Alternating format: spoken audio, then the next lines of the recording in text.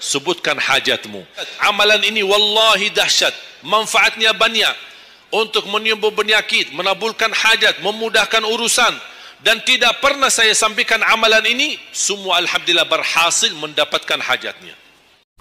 Assalamualaikum warahmatullahi wabarakatuh. Allahumma sholli ala Sayyidina Muhammad wa ala ali Sayyidina Muhammad. Pada kesempatan kali ini, marilah kita dengarkan bersama ceramah dari guru kita, Syekh Ali Jaber, tentang rahasia di subuh hari di sisa bulan Ramadan. Untuk lebih jelasnya, mari kita simak bersama tayangan berikut ini. Bulan suci Ramadan. Ramadan cuma berapa kita menemukan Ramadan? Orang yang sudah wafat, kalau kita boleh berbicara dan dengar bisikan apa yang mereka bisa jawab. Wallahi, semua orang yang sudah mati berkeinginan kembali ke dunia untuk menikmati bulan Ramadan. Mereka ingin menikmati bulan Ramadan, menikmati tarawih, menikmati suasana buka puasa bersama, bagi-bagi sahur dan aktivitas yang lain. Ini kesempatan, kita masih diberi oleh Allah umur, sehat walafiat, maksimalkan.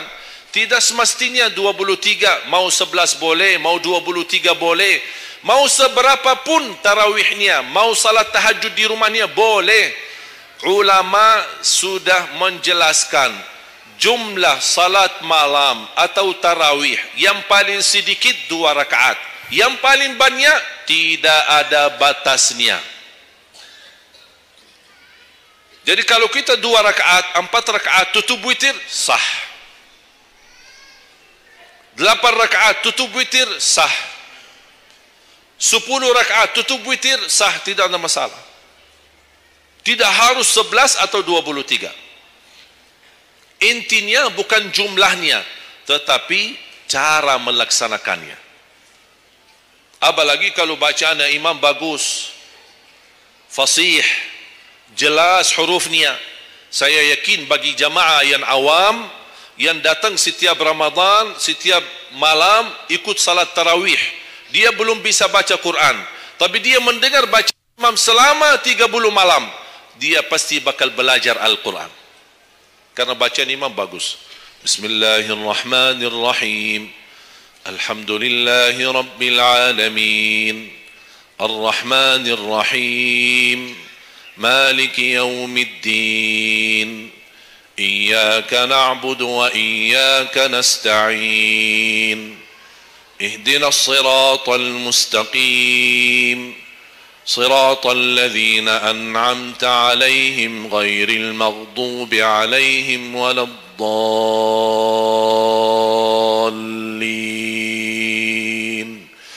Amin. Kalau tidak dapat manfaat mengikuti salat tarawih di belakang imam yang bacaannya fasih selama 30 hari, anda cuma dapat benarkan bacaan Al-Fatihah, wallahi nikmat, syukur. Selama 30 malam anda cuma dapat membenarkan bacaan Fatihahmu, sudah luar biasa. Tidak usah bicara ayat yang lain, hanya Al-Fatihah saja. Kenapa tidak sah salat kita tanpa Al-Fatihah? Kata Imam Nawawi, di dalam suratul Fatihah ada 14 tasdid. Ada 14 tasdid, hurufnya yang ditekan. Ada 14. Tertinggal 1, batal salatnya. Dan Imam Nawawi berikut mazhab Syafi'i. Makanya jamaah sekalian, wajib hukumnya belajar Al-Fatihah, bukan sunnah.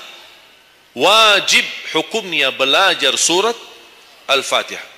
Perbaiki, benarkan bacaanmu, karena tergantung Fatihahnya itu salatnya sah atau tidak, itu tergantung Al-Fatihah.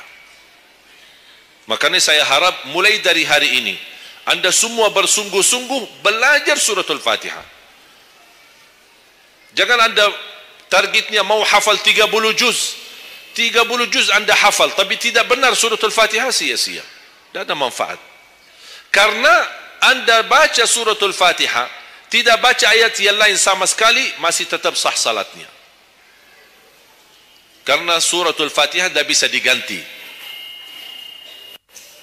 Kalau anda lupa baca selain suratul Fatihah, ada istilah lupa salah satu kewajiban bisa diganti dengan sujud sahwi. Misal, rakaat pertama baca Al-Fatihah, itu rukun. Lanjut baca ayat pendek. Anda tidak sadar, habis waladdallin, amin, Allahu Akbar. Lupa baca ayat, itu diganti dengan sujud sahwi. Itu kalau di salat wajib. Tapi kalau di salat sunnah, tidak ada wajib atau rukun selain suratul Fatihah. Jadi anda kalau salat sunnah cuma suratul Fatihah, kemudian takbir, rakaat yang kedua suratul Fatihah, dan kemudian langsung ruku', sah salatnya, tidak apa-apa. Tidak harus baca surah-surah yang lain. Itu di salat sunnah.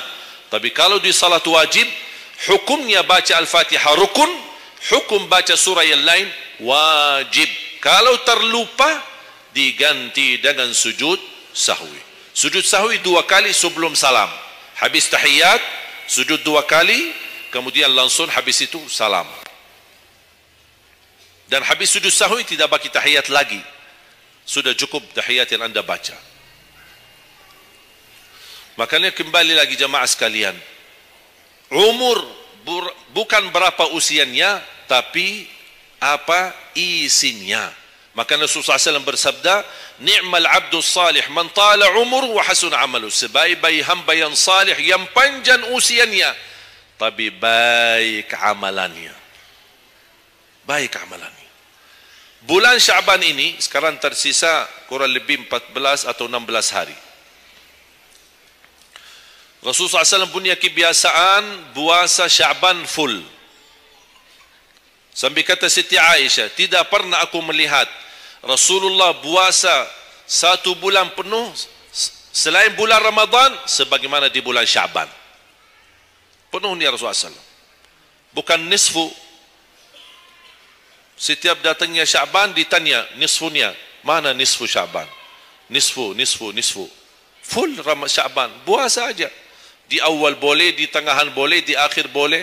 Yang tidak boleh, yang tidak pernah puasa Syaban, pas begitu berakhir, mau mendekati Ramadan, seminggu terakhir atau 10 hari terakhir, itu ada sebagian ulama berkata makruh. Kalau sudah 2 hari terakhir bulan Syaban, anda tidak pernah ada puasa sebelumnya, itu dianggap oleh ulama haram. Apalagi kalau sudah jatuhnya di hari keraguan, hari ragu-ragu. Kemungkinan ini bisa hari terakhir, kemungkinan bisa masuk Ramadan, isbat Ramadan. Termasuk ibu-ibu dan jamaah sekalian yang masih punya hutang, segera lunasi hutangnya. Jangan begitu sudah mendekat puasa, anda punya hutang 7 hari, tersisa bulan Ramadan 5 hari. Syekh, apa? Aku punya hutang 7 hari, sedangkan yang tersisa bulan Ramadan itu tinggal 5 hari lagi mau masuk Ramadan. Aduh, 1 tahun tidak pernah tanya. Begitu sudah mepet baru cari jawabannya. Itu karena hukuman nanti. Tetap diganti puasa yang dari tahun yang lalu. Tetap bayar hutangnya, dan kena denda setiap hari kena fidyah. Jadi seandainya anda masih punya hutang dan masuk Ramadan, anda belum lunasi, tetap hutang itu terbawa nanti. Pas habis Ramadan, anda punya kewajiban bayar hutang. Tapi karena anda mundurkan sampai masuk Ramadan, anda punya kena denda. Ditambah lagi, bukan hanya bayar dengan puasa ganti puasa, tapi ada lagi namanya fidyah. 1 hari 1 orang miskin diberikan kecukupan makanan. Makanya kembali lagi, yang punya hutang segera lunasi hutangnya. Masih ada kurang lebih 15 atau 16 hari. Jangan sia-siakan umurmu. Yang kedua, pertanyaan Allah Subhanahu wa taala, wa an syababihi fima ablah. Usia mudahmu, apa yang kamu berjuangkan? Apa yang kamu lakukan? Pertanyaan saya kepada jamaah, usia muda apakah bukan usia dari umur? Bukan sesuatu dari umur? Usia muda bukan sebagian dari umur? Dari total umur bukan. Dari total umur. Tapi kenapa Allah bertanya soal umur secara total dan ditanya lagi soal usia mudahmu? Kenapa? Padahal kan sudah cukup. Allah tanya tanda umurmu. Ditanya lagi tanda usia mudahmu. Kenapa dua kali ditanya? Allah tidak mencukupi dengan pertanyaan umur, total umur kita, tapi Allah menambahkan lagi, itu menjadi beban bagi seorang pemuda. Allah bukan akan tanya total usia umurmu, tapi akan Allah tambah lagi pertanyaannya, apa yang kamu lakukan di usia mudahmu? Usia muda itu menurut saya sangat sensitif. Anak muda yang taat, istiqamah di sisi Allah lebih baik daripada yang tua yang taat. Sekali lagi, dan yang tua-tua jangan tersinggung ya. Yang muda yang taat, istiqamah di sisi Allah lebih mulia daripada yang tua yang taat. Sama-sama taat, tapi kenapa yang muda lebih mulia? Karena godaannya lebih besar. Kalau yang tua, apa yang mau digoda? Habis sudah. Tidak ada fisik, tidak ada tenaga, tidak ada apa. Kalau yang muda, banyak godaannya. Pandangan matanya, telinganya, hawa nafsunya, sahwatnya, fitnah sana sini. Mudah digoda, anak muda. Makanya Allah berikan kemuliaan. Bahkan salah satu hadis yang sahih, di hari kiamat, semua di bawah matahari. Cuma 7 golongan yang di bawah naungan Allah. Di antaranya, wasyabun nasya'a fi ta'atillah, seorang pemuda yang menjaga diri dalam bertaat kepada Allah. Dia dapat keistimewaan di hari kiamat. Bersama pemimpin yang adil. Bersama seorang laki-laki yang tergantung dengan masjid. Berapapun usianya. Ditambah lagi seorang pemuda yang bisa menjaga diri dalam bertaat kepada Allah Subhanahu wa taala. Saya kasih satu amalan, insyaallah mudah-mudahan bermanfaat. Sedekah subuh. Sedekah subuh, kenapa saya berkata sedekah subuh? Bukan berarti tidak boleh sedekah di waktu yang lain. Semua sedekah boleh di setiap waktu dan setiap saat, hari Jumat maupun selain hari Jumat. Tapi sedekah subuh itu termasuk sedekah yang terbaik. Kenapa? Bukan kata saya, tapi kata Rasulullah sallallahu alaihi wasallam. Setiap waktu subuh Allah turunkan malaikat, tugasnya mendoakan orang yang bersedekah subuh hari. Allahumma a'ti munfiqan khalafa. Ya Allah, ganti yang lebih baik bagi orang yang infak di subuh hari. Ibu-ibu lagi halangan tidak salat, sebelum beraktivitas isi sedekah subuh. Anda tidak usah susah-susah mencari anak yatim dan orang miskin di subuh hari. Mulai hari ini masing-masing bikin kotak amal atau botol atau kaling, simpan di rumah. Setiap habis salat subuh sebelum beraktivitas isi sedekahnya. Apalagi kalau sedekah itu disertai doa. Begitu anda sedekah, sebutkan hajatmu. Ya Allah, dengan berkah sedekah ini, ya Allah, saya ingin nikah. Mudahkan jodoh. Nikah lagi juga boleh doa, tidak apa-apa. Ada yang sedang melamar kerjaan, anda isi, wallahi dahsyat, amalan ini wallahi dahsyat, manfaatnya banyak untuk menyembuh penyakit, menabulkan hajat, memudahkan urusan, dan tidak pernah saya sampaikan amalan ini, semua alhamdulillah berhasil mendapatkan hajatnya. Begitu anda isi, doa, ya Allah, dengan berkah sedekah ini mudahkan lamaran kerjaan saya.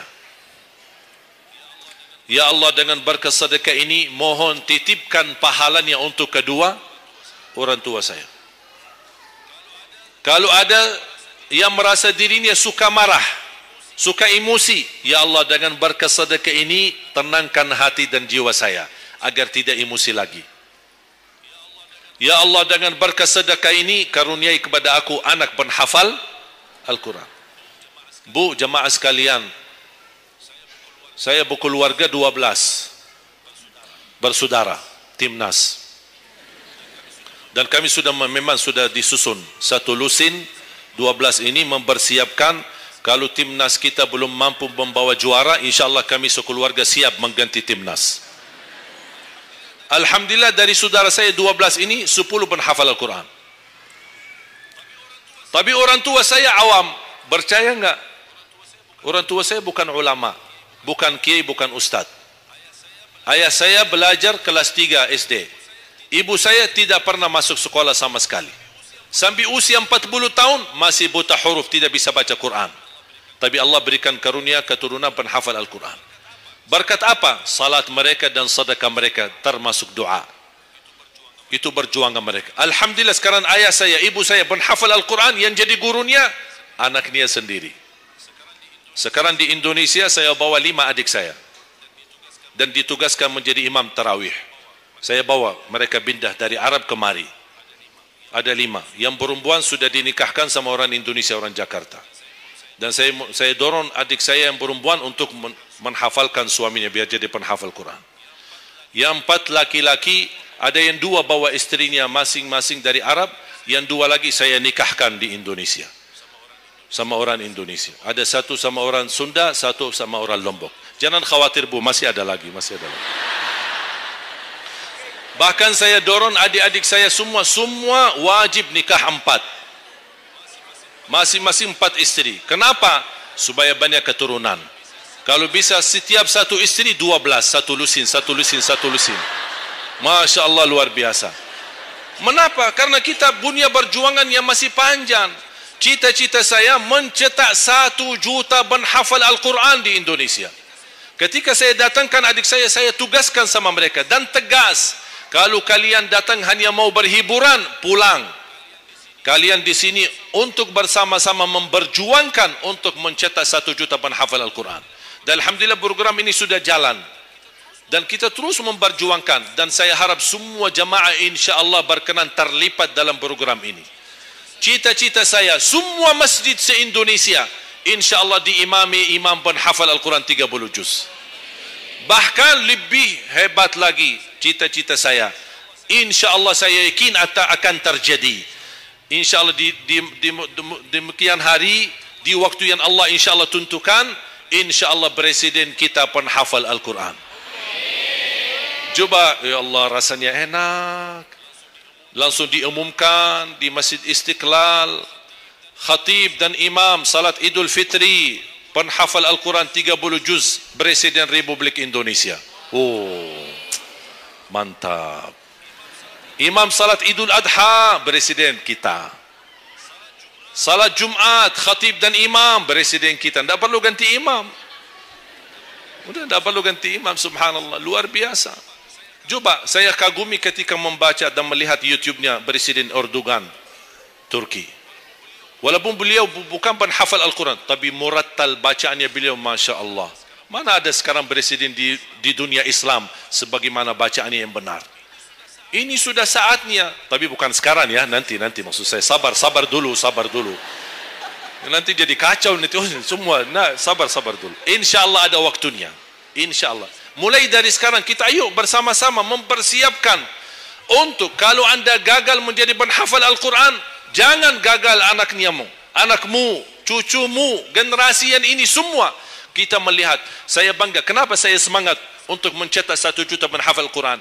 Itu berkatnya acara Hafiz Indonesia. Nonton kan acara Hafiz Indonesia? Nangis ya? Habis tisu kan? Tahu enggak salah satu karunia Allah untuk Indonesia? Ada teman saya berusaha punya TV di Arab. Beliau ingin membuka dan membuat acara Hafiz Indonesia versi Arab. Tapi gagal. Kenapa? Karena tidak menemukan jumlah yang banyak penghafal Al-Quran di bawah usia 10 tahun. Hanya Indonesia saja. Malaysia kalah, Indonesia saja. Di bawah 10 tahun.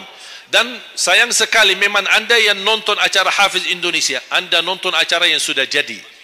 Tapi anda belum tahu apa yang kami berjuangkan di belakang layar. Sebelum acara Hafiz Indonesia 4 bulan bekerja keras. Sampai tim turun ke lapangan, ke desa-desa, kampung-kampung, ke pulau-pulau untuk menumbuhkan dan mendatangkan, menghadirkan para penghafal Al-Quran.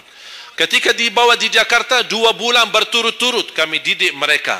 Yang awalnya pemalu, awalnya ada yang mohon maaf kencing di celananya sendiri, saking tidak berani, takut. Alhamdulillah sekarang menjadi mereka pemberani. Bahkan mereka berlumba-lumba azan subuh. Mereka berlumba-lumba membangunkan sesama saudaranya.